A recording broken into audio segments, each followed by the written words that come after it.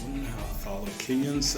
It's wonderful to have you guys, and I want to say two or three things.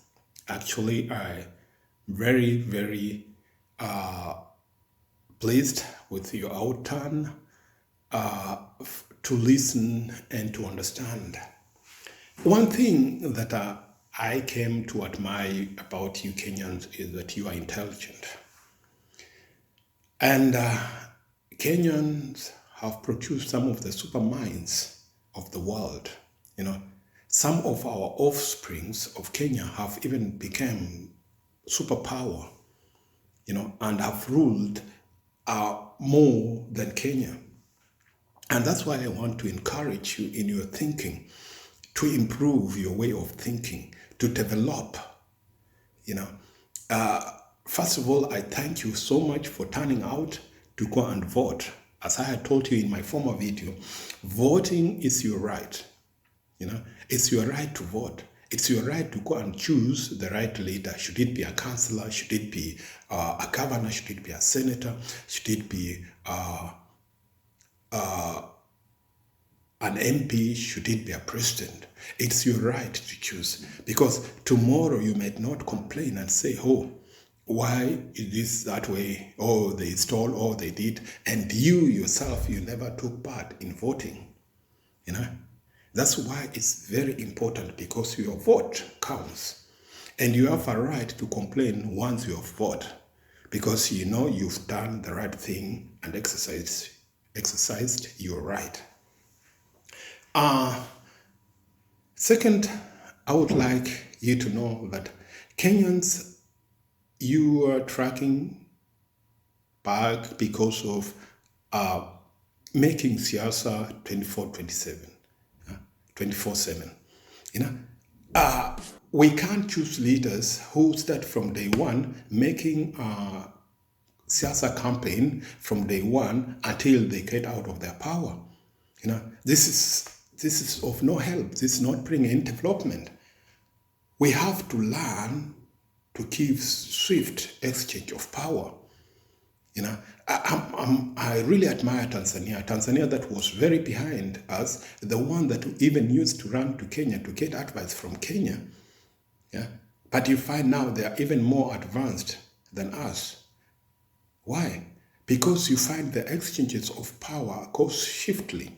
Just try to see how many presidents of Tanzania had since they got independent, and how many have we Kenyans had? And can you go to Tanzania and see how many people are in the government until now, since it was formed? And this reminds me that we have to do something. Let's not take Kenyan government as a personal property. Yeah? Kenyans, you are more than 45 million people. And it's a big country that still have a lot of potential and contain people with a lot of wisdom. But we misuse our utility through campaigning and through siasa too much. This is a waste of time. We need to campaign ourselves on development. We need to campaign ourselves on changes, not every time on siasa. It brings nothing. It brings no development. The third thing is that as a human being, we have to know that there is failing and there is passing. The same way there is defeat and there is win. And an intelligent person full of wisdom will know that in every game there is one person who will win.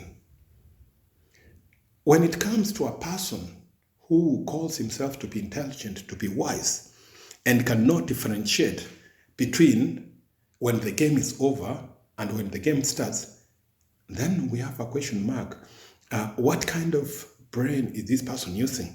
I ask myself, how perfect should I be to believe every time I am the one to win. Even when we were in school, why did I not maintain one always?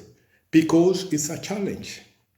I have to agree that one can be better than me, And I never got disappointed, but I always made effort. When I lose this time, I would make effort next time not to lose.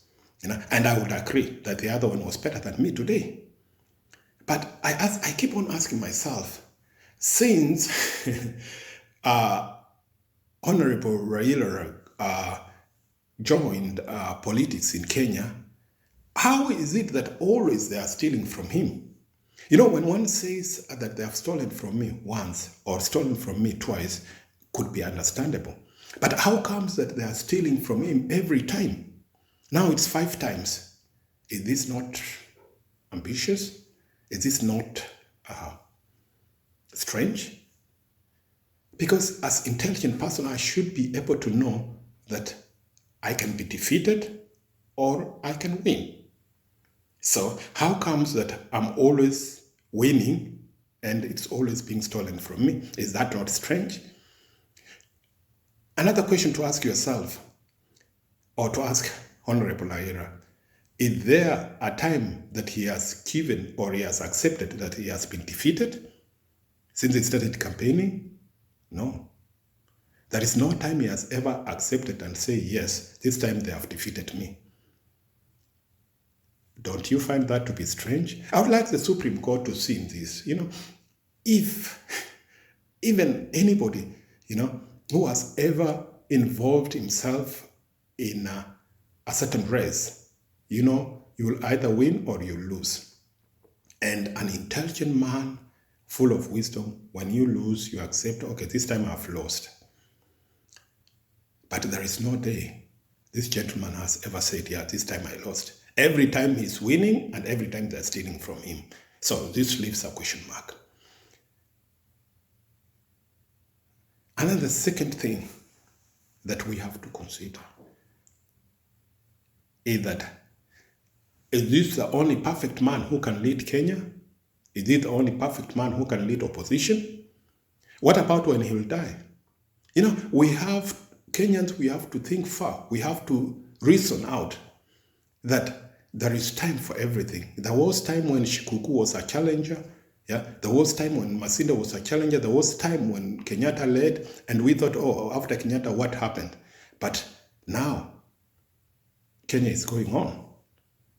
And when we think in that manner, you will find that we have no time to waste. When a leader is selected, is a leader, even wasting money and going to Supreme Court, challenging or doing what, it's a waste of time. Once the commission has accepted this is the winner, is the winner.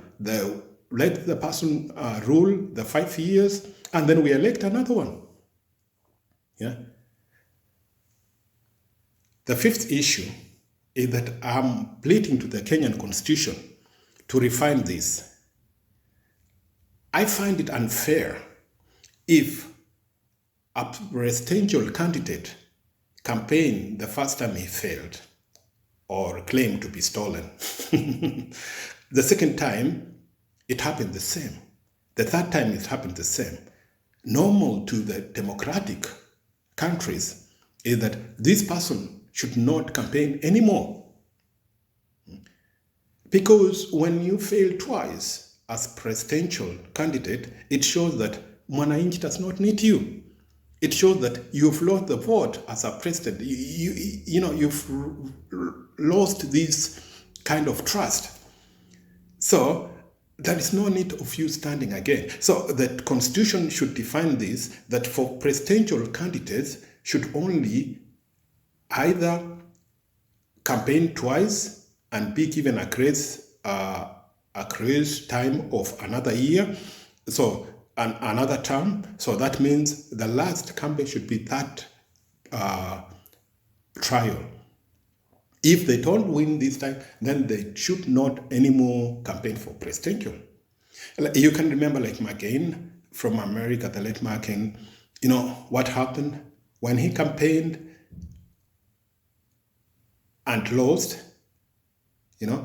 he was not given another time After losing twice, then he was no more allowed to campaign again as president. Understand? Which is worthy, because you lose your confidence, you lose your trust when you fail twice. You know. So the constitution should define that either twice or that term, when you lose that time, you are not allowed anymore to campaign for presidential. This should be in the constitution.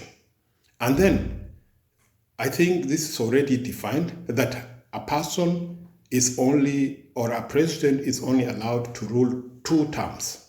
So, which means after first term, 5 years, the second 5 years, the president is no more allowed to campaign for any position again in the government. You see, this gives a chance for other minds to come out. This gives a chance for other people to share their vision. I want you to know one thing, that a visionaire has got only 1 or 2. It's very complicated when you are a visionaire and you have more than 3 visions. So you find when a man goes to rule, your vision, when you have power, you are able to manifest it within 1, 2, 3 years. So after 5 years, you have manifested your vision. You find the remaining years is a waste. What do I mean here? It's, you see, like the Moi era. After ruling the first time when he went to power, he named all the cities Moi, every institution, whatever, and made all the rungus in every town. And his dream was to give children maziwa, milk. And every child in the school got milk, yeah. And then he was satisfied. The remaining about 20 years, it was only taking money and pocketing it, That's why our development in Kenya reduced and remained constant. So what I'm trying to say here is that a visionary is able to visualize when he has the power or when he has the money in 5 years to manifest the vision. And then if he has not finished on that, he has another 5 years. Then it's finished. So the other time or the other terms that he takes over, you find it's only waste of government resources. Yeah? So when we consider this, you find that we have to be very clever, because exchange of hands in leadership gives the opportunity of another visionary to share his vision and to implement it. So you find the exchange of hands gives, for example, let's say that my vision is to build roads. So when I build roads, after the roads are maintained in Kenya, I'll be satisfied with that. I have finished my vision. After 5 years, when somebody else come, will have a vision of maybe maintaining Nairobi, making it a clean city and big and whatever. After 5 years, when he has reached this goal, he's satisfied, and then the other one comes with another vision, yeah, and another one, So when we exchange, you find that development is taking place quicker and better. But when we stick one person on the power, you find that you have only one vision or 2 visions. So once you have implemented your vision, you find you can move nowhere. Look like Uganda, The whole time Museveni has been on power, he had only maybe 1 or 2 visions. Yeah? But now look how Uganda is. You find it cannot develop because this man has got no more new vision. Yeah? So I plead to Kenyans, we have to be intelligent when it comes to exchanging leadership, exchanging power. Yeah? You find when we exchange powers softly, it allows development. When we spend time on development, it makes advancement. Then when we spend time arguing or spend time and misusing the money on politics all the time. Yeah? And therefore, I want you to know that this is the time of President Ruto. Yeah? So let's allow President Ruto to rule. Let him run. And after his 5 years, we see what he has done. And then after 5 years, we can decide whether we will choose him again for another 5 years or we give another person to rule again. Yeah? And that's the way we will achieve development. And a word of advice is that as a wise man or as a wise lady, full of wisdom, full of intelligence, you have to know there is a win and there is a loss. In every game, one has to win and one has to lose. And a man who accepts a defeat is a gentleman and is a wise man. You know? But a person who rejects defeat every time keeps a question mark. Yeah? Leaves a question mark. Therefore, Kenyans, let's strike ahead. Let's make a movement. Let's go. Yeah? Keep peace. Maintain peace. Look forward. Make development and forget about siasa. You know? Forget about siasa and make development. We want to go forward. We want to go forward. We are among the best minds in the world. Just be sure. Kenya is respected all over the world. Kenya has got a very beautiful country. And we own the very beautiful paradise of animals. And we own everything. We have everything that we need in Kenya.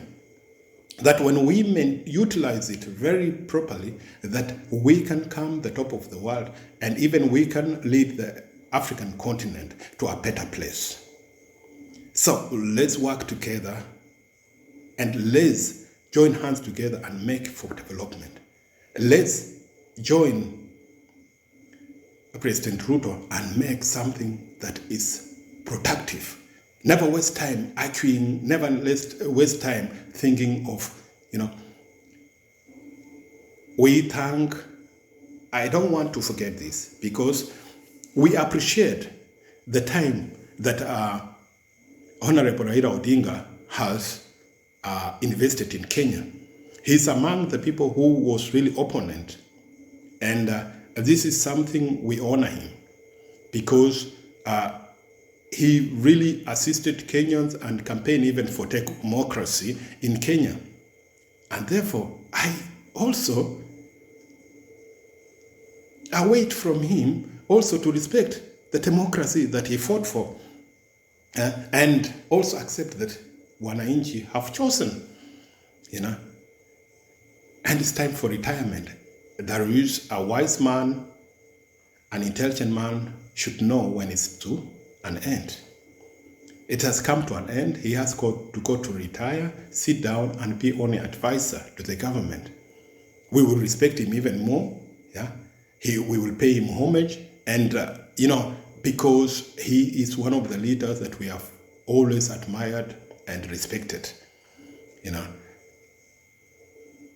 it is time for him to go home and relax.